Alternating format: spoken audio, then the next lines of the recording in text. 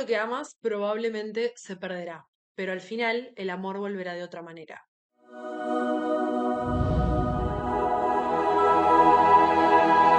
Bienvenidas todas las almas atraídas a este espacio de crecimiento espiritual. Mi nombre es Eugenia y esto es Eudaimonia. Existe una certeza silenciosa que he experimentado en carne propia y es que el alma sabe cuándo es momento de irse.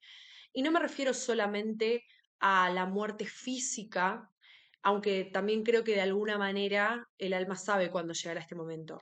Pero hoy quiero hablar de la muerte metafórica, de esa muerte que es compatible con la vida y muchas veces actúa como condición necesaria para empezar a vivir de forma plena e íntegra. Esa muerte con la que a lo largo de la experiencia humana nos enfrentamos tantas veces. Me refiero a esos momentos decisivos de cambio. Dejar una pareja, una amistad, un trabajo, una ciudad. Algo en lo más profundo de nosotros sabe cuándo ha llegado el final. El alma humana posee una intuición innata, una sabiduría delicada pero determinante que nos indica cuándo una etapa ha cumplido su propósito, cuándo ya no queda más por lo que luchar y ha llegado el momento de soltar. Pero esa voz, la del alma, no nos grita, por el contrario, nos habla bajito, casi en un susurro. El problema es que coexiste con otra voz que sí es ruidosa, insistente, le encanta el drama y muchas veces también es contradictoria. Y es la voz del ego. Ahora bien, acá quiero hacer un paréntesis, porque en el camino espiritual se oye mucho la palabra ego. Estamos constantemente haciendo alusión al ego. Pero por otro lado, también se sabe que el concepto de ego es crucial en la psicología. Por lo tanto, me parece prudente y me parece que es importante, antes de entrar en este tema, hacer una diferencia de enfoques. Así, desde la psicología, el ego ha sido definido múltiples veces, pero casi todas las corrientes coinciden en que se trata de un componente esencial de la mente, una estructura que nos da un sentido de identidad.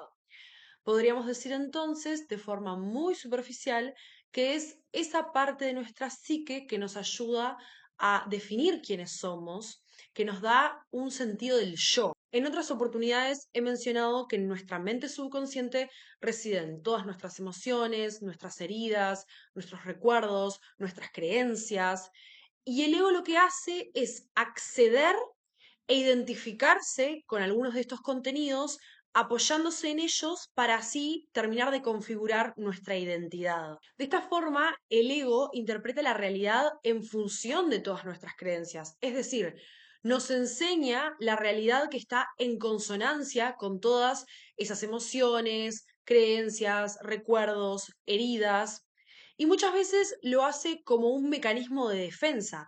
Pero ¿qué pasa cuando todos estos contenidos son disfuncionales? En tal caso es que empezamos a hablar de que el ego nos limita, nos estanca o, como indica el título de este video, nos sabotea. Si bien a mí en este canal, en este espacio, me interesa hacer abordajes tanto espirituales como científicos, porque entiendo que hay un puente provechoso entre ambas cuestiones, naturalmente, por mi propia experiencia, que es la que busco compartir, me voy a ver más inclinada a referirme al ego desde un punto de vista espiritual. Por lo tanto, ¿qué es el ego para la espiritualidad? Acá solemos escuchar que se trata de una ilusión, que el ego es una ilusión. De hecho, muchas veces en el camino espiritual nos enfrentamos a esta idea de que todo es una ilusión, que todo es una película, que estamos dentro de una Matrix. Y desde este lugar, desde este punto de vista espiritual, el ego sería entonces esa imagen que la mente construye y con la que nos identificamos erróneamente, creyendo que somos únicamente nuestro cuerpo, nuestros pensamientos, nuestras emociones, idea que nos desconecta de la divinidad. Esto explicaría también por qué a veces en el camino espiritual escuchamos que el ego es la fuente de todo el sufrimiento, aunque suene exagerado. El problema no es que el ego sea malo, pero el problema es que muchas veces nos atrapa en identidades y narrativas que no nos representan en esencia. Yo en otras instancias he dicho que, según mi punto de vista, el verdadero propósito espiritual no es erradicar el ego, sino integrarlo, aprender a mirar con compasión esas partes de nosotros mismos que estábamos evitando para así poder trascenderlas. Y de esta forma, además, desde este lugar más auténtico, nos es más fácil estar disponibles para recibir y aceptar la voz del alma. Ahora bien, volviendo a las trampitas del ego, porque aún habiendo establecido que el ego no es algo inherentemente malévolo, sí busca sobrevivir a toda costa, con cualquier estrategia. Y estas estrategias no siempre son saludables. En mi opinión, la clásica estrategia del ego es operar desde el miedo, haciéndonos creer que es prudencia. De esta forma, aplicado al contexto de un final, como veníamos señalando, el ego nos puede decir que esperemos un poco más, que demos otra oportunidad, que las cosas van a cambiar, porque ¿qué será de nosotros una vez que se concrete este final? El ego nos convence de quedarnos incluso cuando todo dentro de nosotros ya está preparado para partir. Y acá es cuando aparece el autosabotaje, cuando el alma está lista, cuando el alma aceptó el final, pero luego insiste en quedarse. Insiste en quedarse porque le tiene miedo a lo desconocido, le tiene miedo a lo no familiar, porque el ego no confía en la verdad y en la sabiduría del alma. Aunque por otro lado, y eso también es muy importante, el ego no es que siempre nos está pidiendo que nos quedemos. Muchas veces la trampa está en la jugada contraria, pedirnos huir. Pedirnos huir desde viejas heridas que se han activado, desde voces del pasado que nos sugieren que podríamos estar en peligro. Y todo esto nos lleva a escapar de situaciones que podrían ser buenas para nosotros. Y esto también es una forma de autosabotaje. Por eso a veces nos resulta tan difícil saber si irnos o quedarnos, porque en ambas situaciones hay un movimiento interno, hay una incomodidad. Y para hacerlo todavía más confuso, tenemos el ruido del mundo exterior, porque las redes sociales están llenas de voces que opinan sobre cómo debería actuar una persona cuando realmente te quiere, cuáles son aquellas señales que indican que una relación debe ser salvada o cuando ya no hay nada más por lo que seguir peleando. Pero seguir estos parámetros ciegamente, que son muchas veces generalizados y contradictorios entre sí, es otra forma de desacreditar y silenciar la voz del alma, la que nos sigue hablando por debajo de todo este ruido. La única certeza es que el alma siempre nos está hablando. A veces tardamos en escucharla e incluso cuando lo hacemos, a veces tardamos en aceptarla, en hacer las paces con eso que nos está comunicando.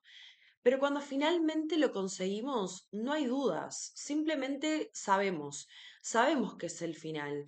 Llegamos a ese estado en el cual no existe opinión ajena que nos seduzca, porque simplemente lo sabemos.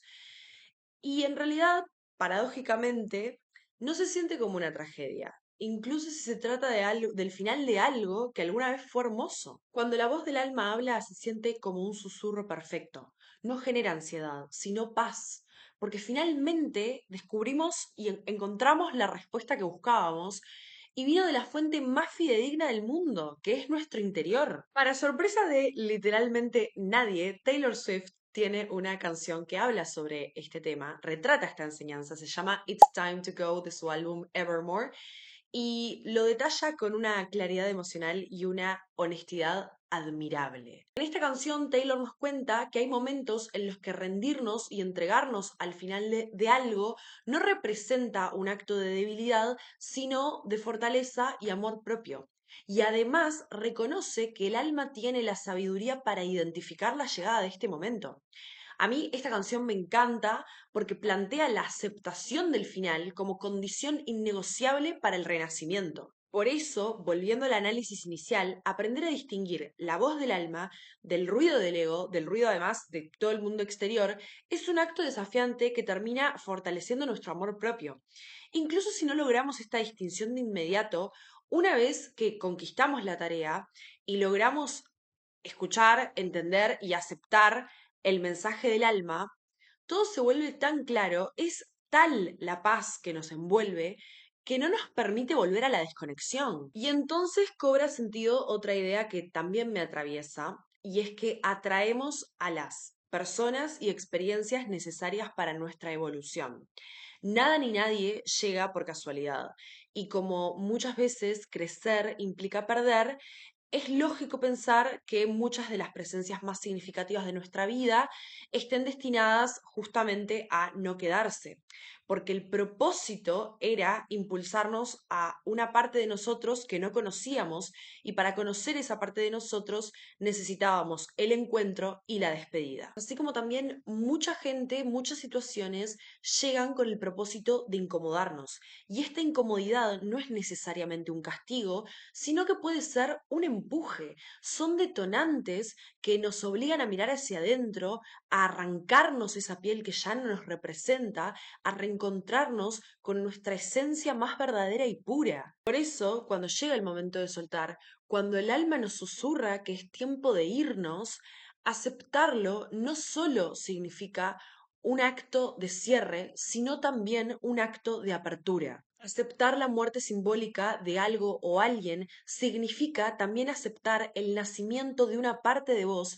que estaba esperando a ser desbloqueada, una versión tuya que necesitaba perder algo o a otro para ganarse a sí misma. Como Nietzsche escribió en su obra maestra Así habló Zaratustra, tenemos que estar dispuestos a quemarnos en nuestra propia llama, porque ¿cómo podríamos renovarnos si no nos hemos convertido antes en cenizas? El alma lo sabe, el alma sabe cuándo es momento de arder, cuándo es momento de que una parte de nosotros muera para que otra pueda nacer.